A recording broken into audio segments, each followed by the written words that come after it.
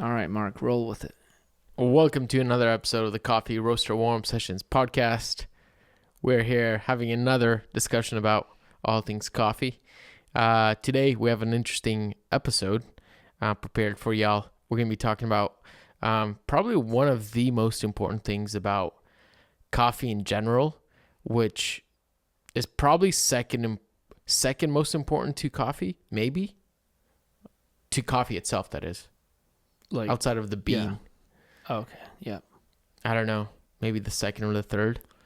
But Majority of your beverage is made up of it, so should be the first.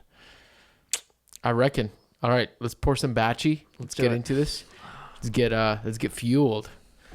Not sure if I need to get fueled at this hour, but Is fuel an energy drink? Isn't fuel an energy drink? I don't know. What's Mr. Beast's energy drink? He doesn't have one. He has a cookie? He has a chocolate bar. Oh, okay. Feastables. Feastables. Oh, that's what I was confused with.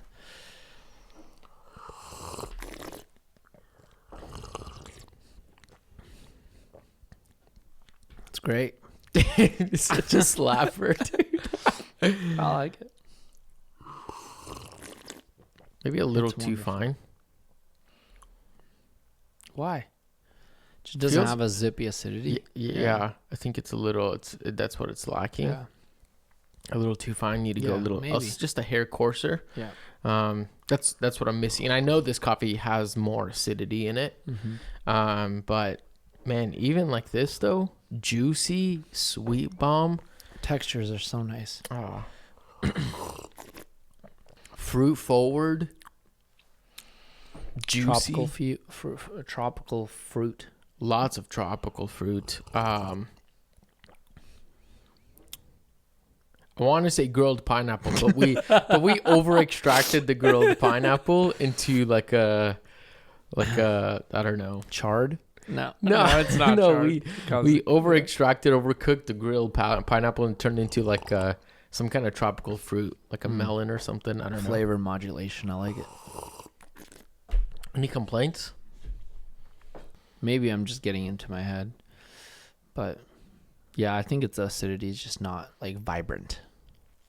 You know.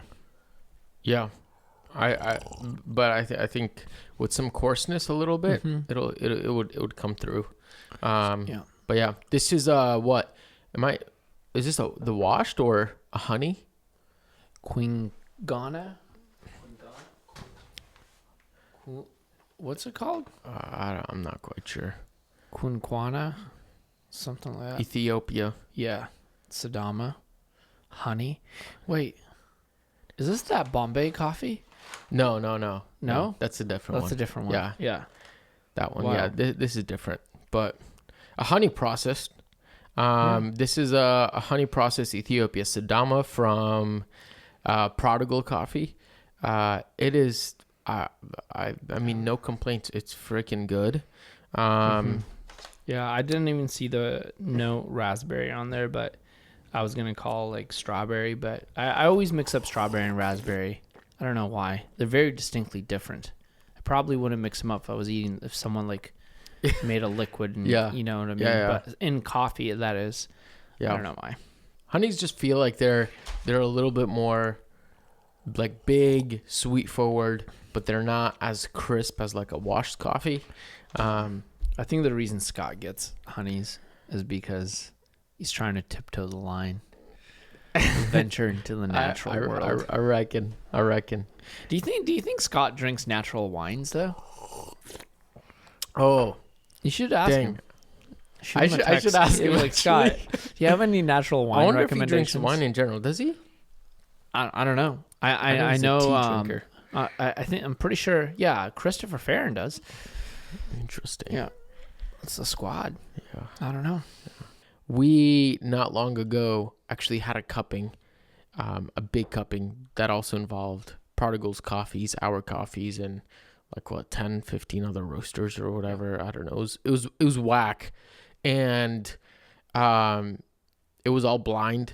And something I noticed is like we also cupped Prodigals in our coffee before this cupping, and actually it was very interesting to see how on our table it dude, flavors were ripping through the roof. Everything was tasting sparkly, big, huge, crisp, complex. And then when you got to this cupping, it was a lot more subdued, less. The flavors were less playful, less exciting, less vibrant, which that has spurred so much thoughts and not confusion, but I mean, like, I've been wrestling with this so much about this concept of water. Like you can cup, like we can actually take away let's say the variables of, say, like a grinder, or the variables of maybe you're over extracted, you channeled your brew, or you're just brewing on a VC or whatever. You can take all those variables away and just go down to the basic cupping, which I think most folks listening to this probably know what a cupping is. But in brief, a cupping is how you evaluate or taste coffees from a very objective standpoint. It's as simple as literally taking a small little bowl. You put some maybe 10, 13 grams of coffee in there, pour water over it, and you steep it. It's very basic, and it's actually designed to give somewhat of a easy, objective way to evaluate coffee.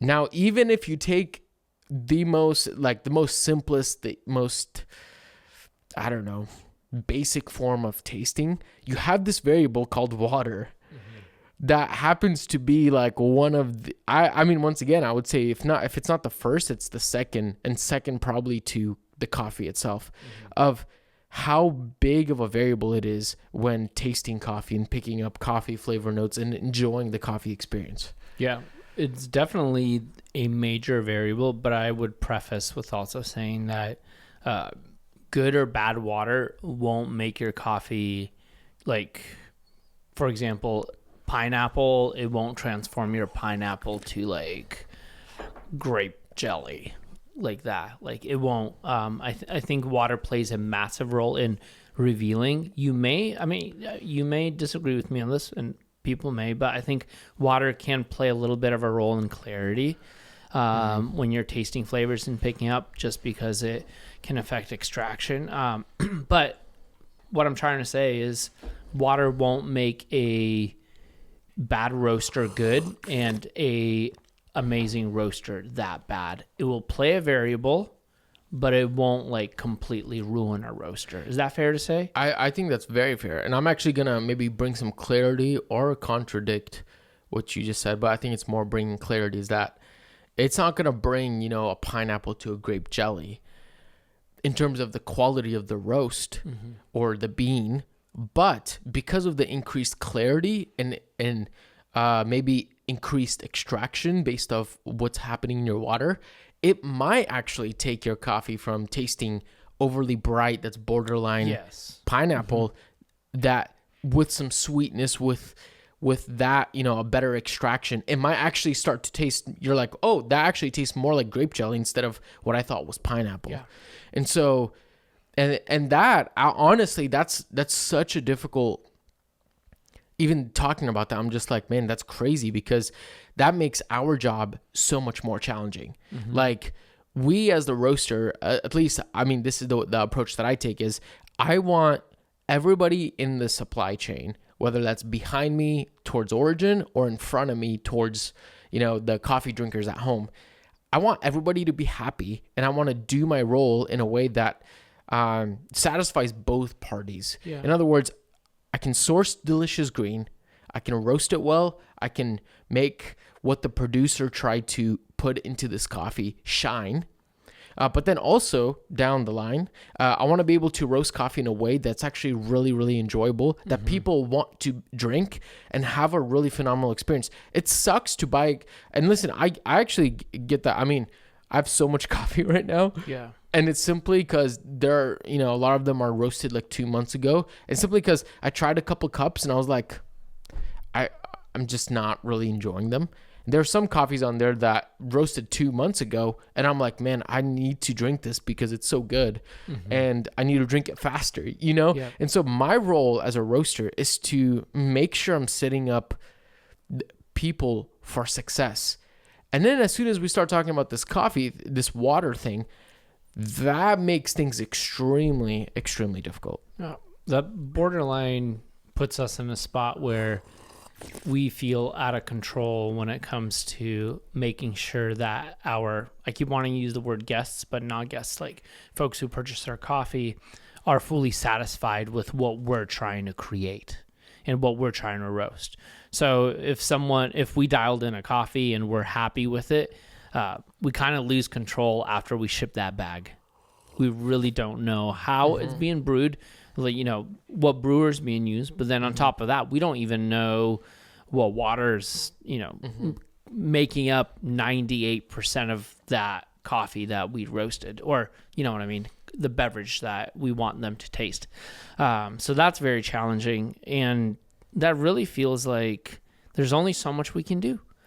But I don't think that, I think there's so much more hope in knowing that there's solutions to this problem. Yes. That we don't have to just bank on the fact that everyone is using tap water, because there's so much progress has been made to making sure that there's a kind of a quality standard around water. For me, that really began back when I did the SCA course. Yeah. And I remember part of our the final test is we actually had to taste coffees brewed with different water, and then basically say like, oh, this water, this cup had this kind of water, that water, and it was very basic stuff. We weren't calling out all the minerals, like like magnesium bicarb, like alkalinity. We weren't saying that, but we were basically saying like this water has this ppm, parts per million, that is, and this water has that. So it gave me an idea to be like, oh, if someone is straight up brewing with distilled water, they're probably not tasting the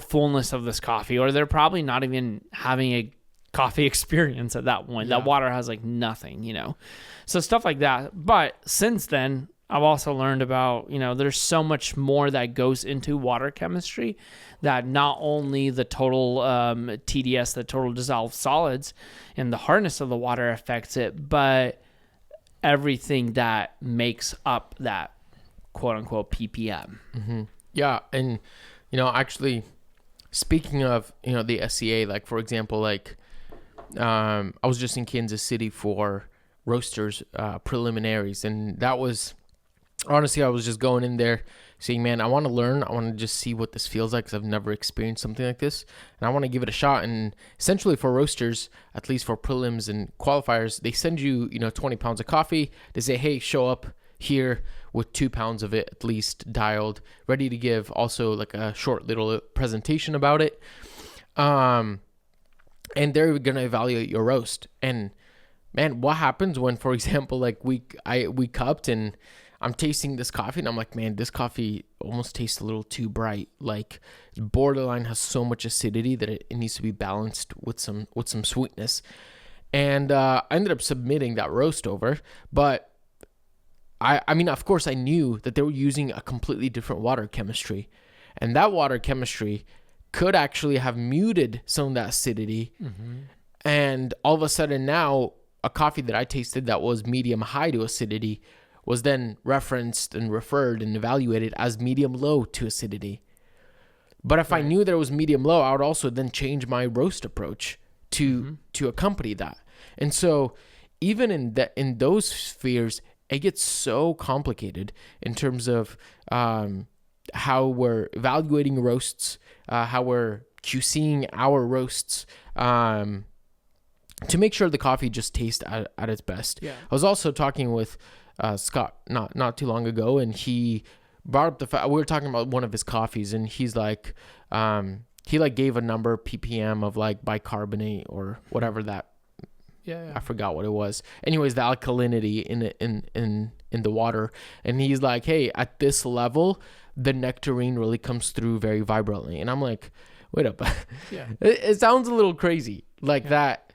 You add a specific molecule into your water, and all of a sudden you're actually bringing out specific flavors and qualities of the coffee. That's insane.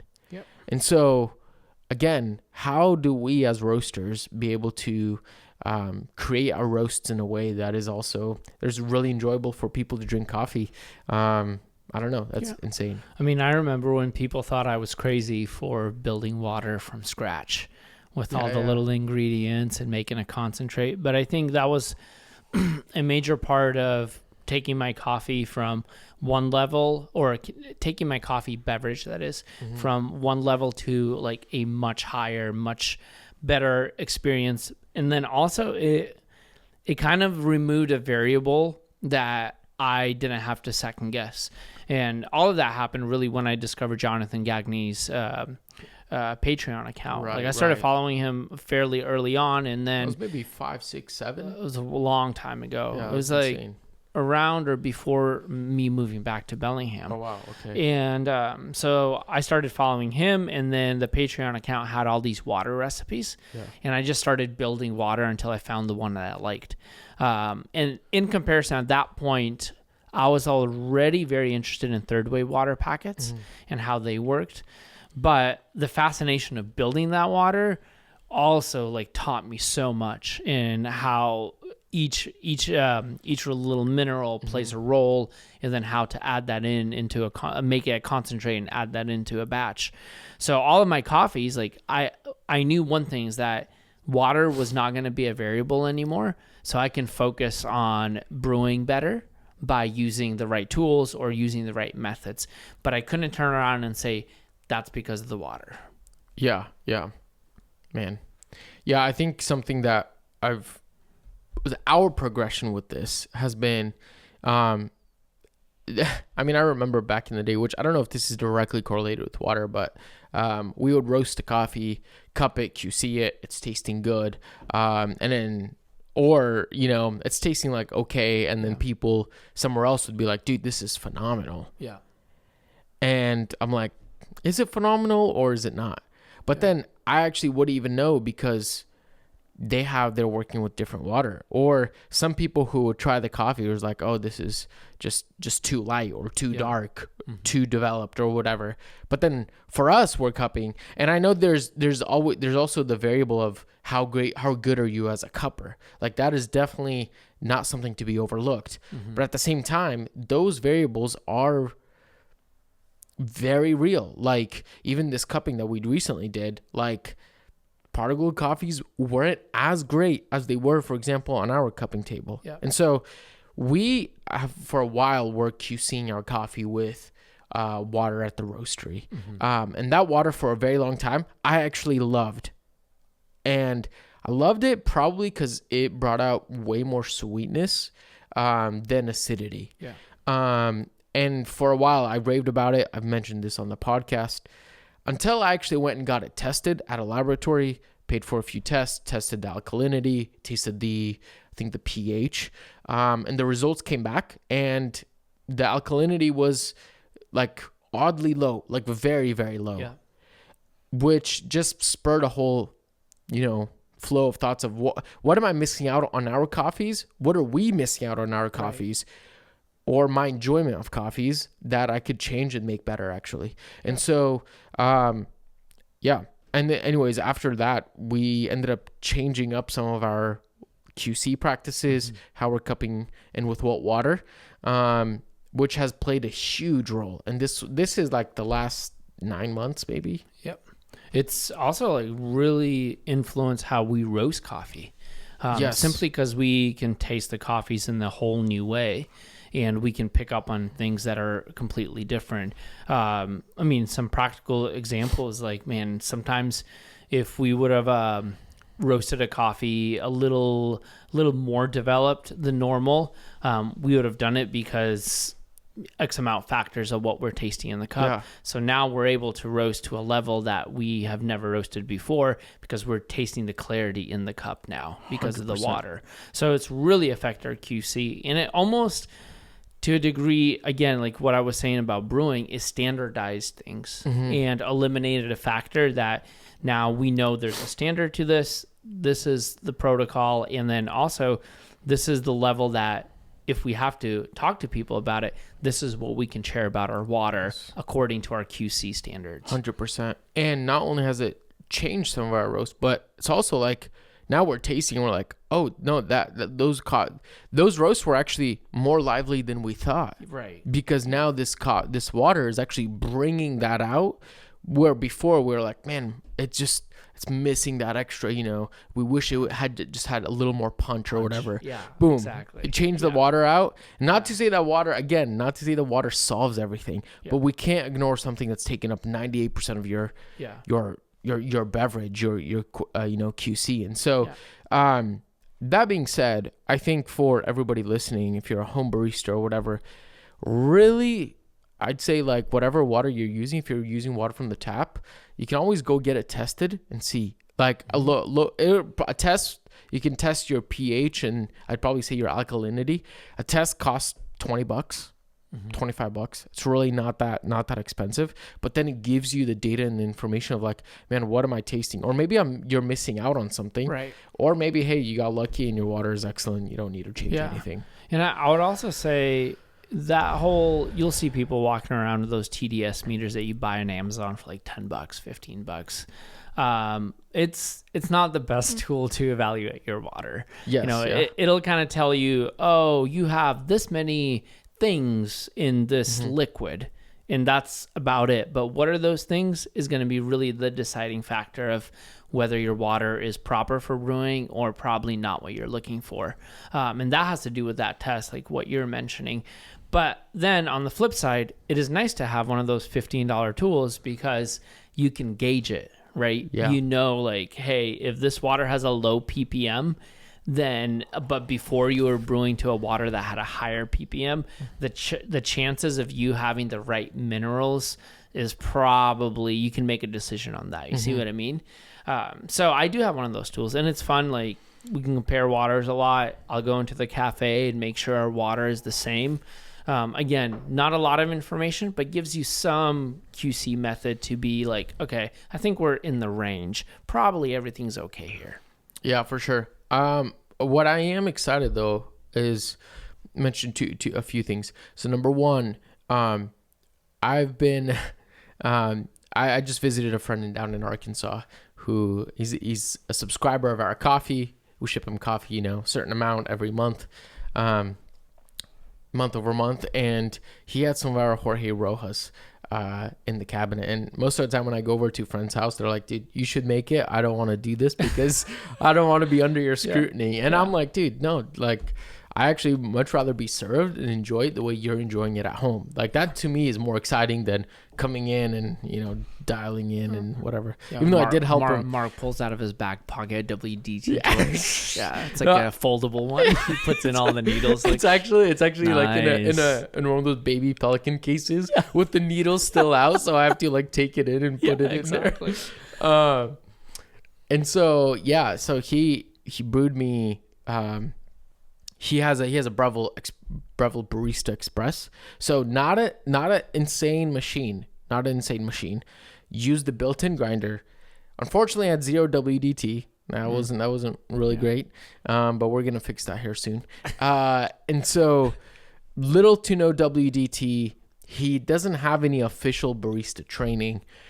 Took water out of one of those like stand-up like water filter things, which I don't know what it's doing to the water. Could be good or things. Could be bad. No. Well, it depends. Isn't the Peak water filter pretty decent? Was he using a Peak? No, it wasn't a Peak. It was a different brand. Just an Aqua, like Aquafina, Aquifer, or whatever thing. No, I don't know, dude. No, the Peak one it's good in certain areas if your water is too hard, right? Yeah. Anyways, and so he literally just took it from the filter, poured it into the machine. Is it very like literally on not anything insane.